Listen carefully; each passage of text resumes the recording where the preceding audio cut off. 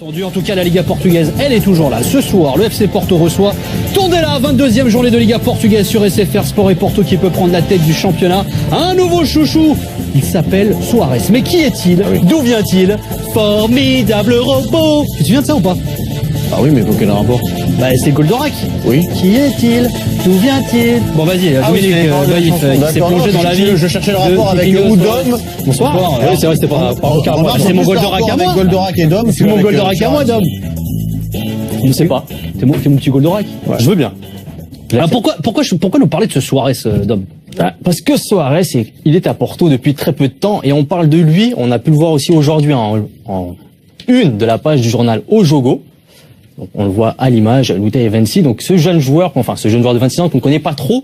Alors on en parle beaucoup parce qu'aujourd'hui, donc alors j'ai lutté, j'ai vaincu, hein, c'est le titre. Le titre, voilà. Merci pour la traduction, Nicolas. Donc Porto affronte ce soir Tondela, et ce sera l'occasion aussi pour la formation portugaise de prendre temporairement la tête du classement en attendant le match du Benfica qui se jouera ce dimanche. Alors on parle beaucoup de lui. Pourquoi cet engouement autour de Soares justement au Portugal? Cet engouement, il vient parce que c'est un nouveau joueur du club de Porto. Il est arrivé au mercato d'hiver. Alors, pour ses 2 premiers matchs avec l'équipe de Porto, il a déjà inscrit 3 buts, notamment un doublé face au Sporting lors de son tout premier match. Donc, forcément, ça marque un petit peu les esprits. 4 tirs tentés, 3 buts. 3 buts, voilà. Efficacité maximale pour ce joueur-là. Super. Alors, qu'on surnomme Tiquinho, même lui, il sait pas trop d'où vient ce surnom, mais il l'accepte, bien évidemment. C'est sa maman qui lui a donné, mais il sait pas pourquoi. Il sait pas pourquoi. Ça veut dire quoi? Bon, en fait, ça veut rien dire, mais c'est un diminutif, si tu veux. Alors, oui, comme il était grand et maigre quand il était jeune, il a dit ma mère m'a appelé comme ça parce que j'étais maigre, mais il dit je sais pas pourquoi il m'appelle comme ça. Voilà. D'accord, ok, bon, tout va bien. Mais il l'a gardé. Oui, il s'appelle Francisco, ce qui a rien à voir. Tu vois. Son vrai nom, c'est Soares. C'est Soares, exactement. Okay. Et donc, cette belle efficacité qu'on a vue à l'image, je vous propose de la voir en but avec ses réalisations sous le maillot du FC Porto. Superbe. Oh, elle est bonne.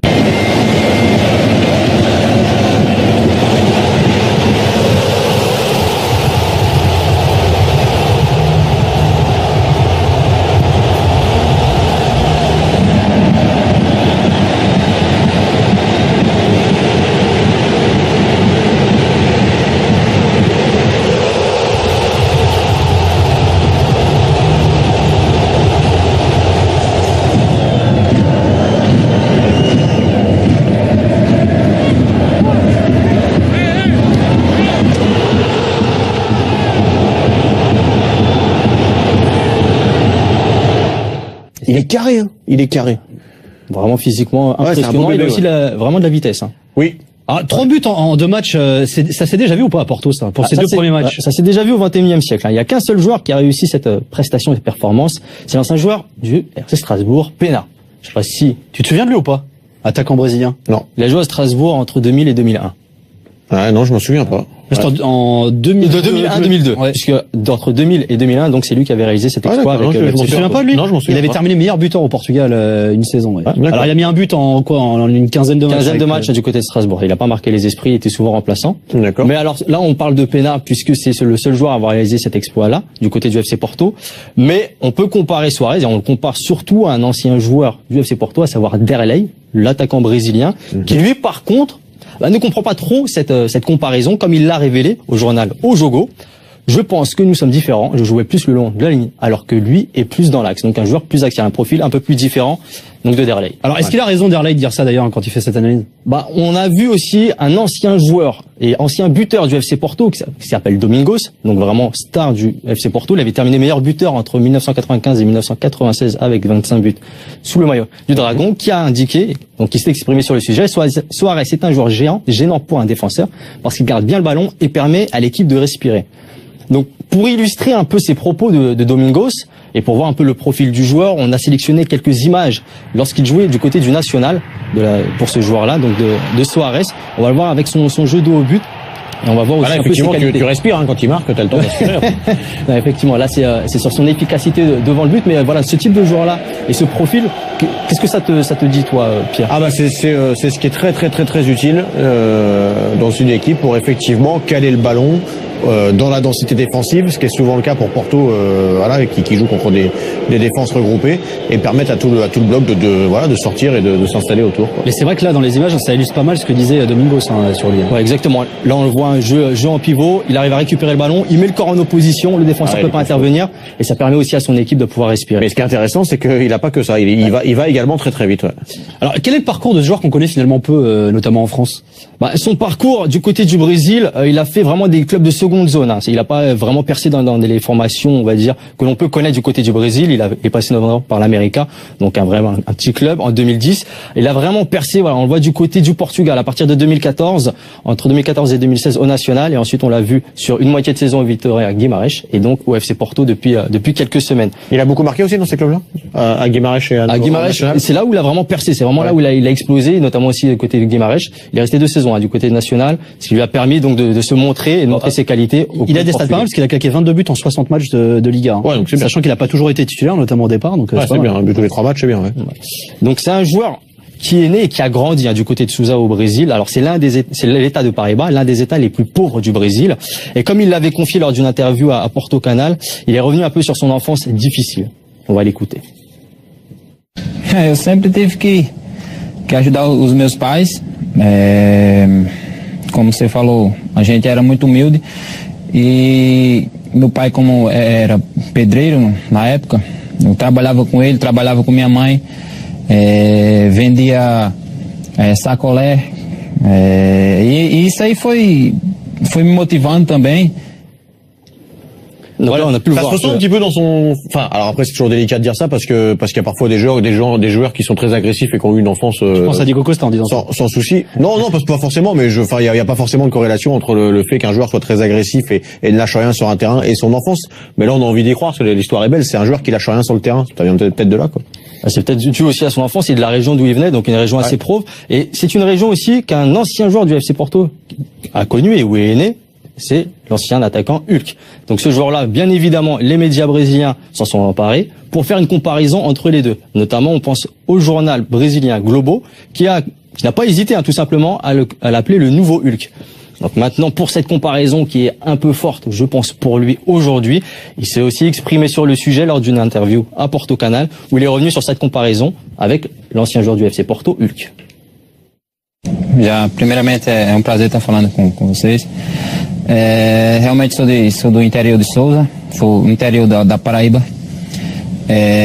Já ouvia falar sobre a comparação de Hulk, mas acho que não tem nada a ver não. C'est là-bas qu'ils ont les épaules carrées.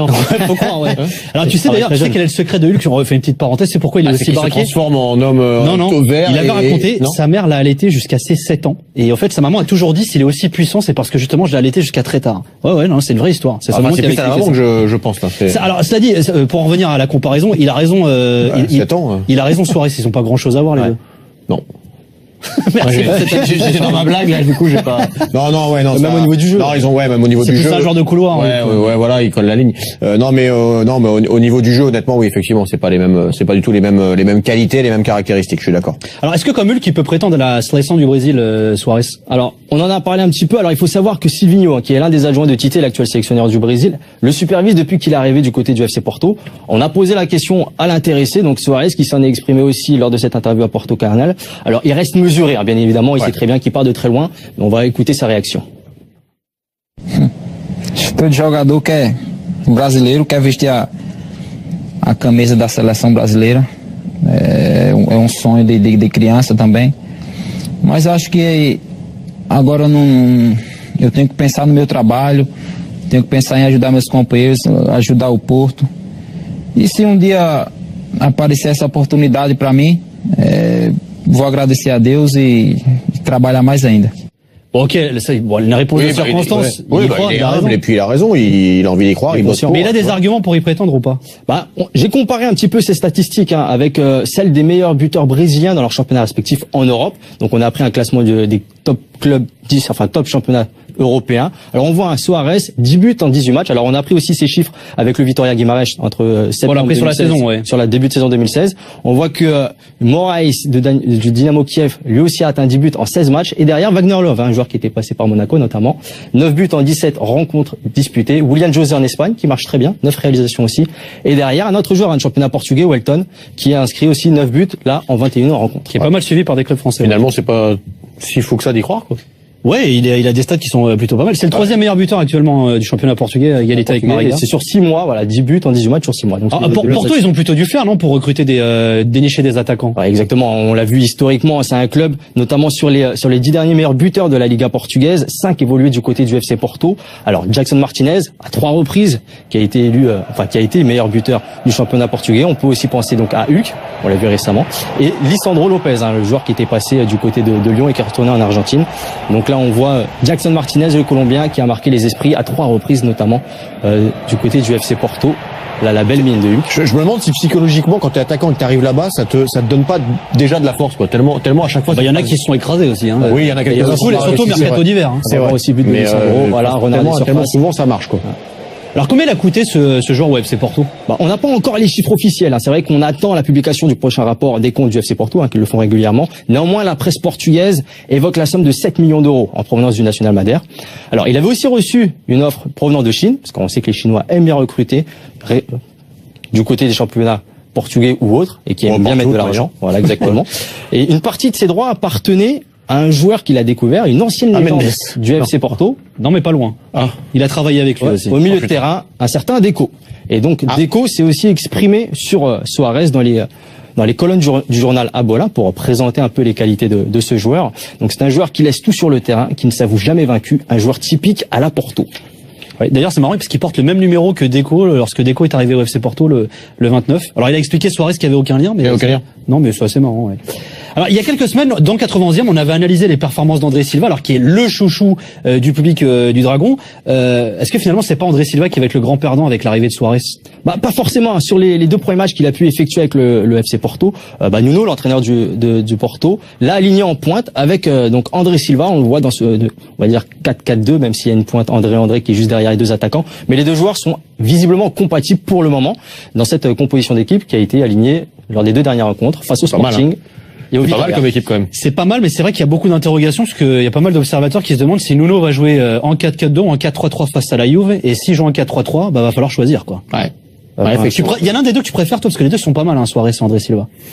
Je sais pas, en ce moment, j'aurais peut-être une préférence pour Suarez. Ah ouais?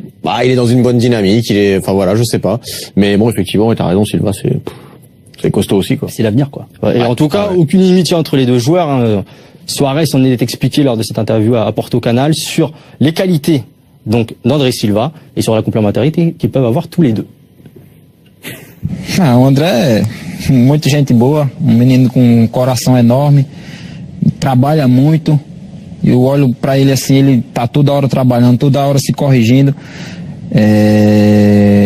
Então eu fico feliz em fazer duplo com ele. Já está na seleção, acho que merecido pelo trabalho que ele vem fazendo.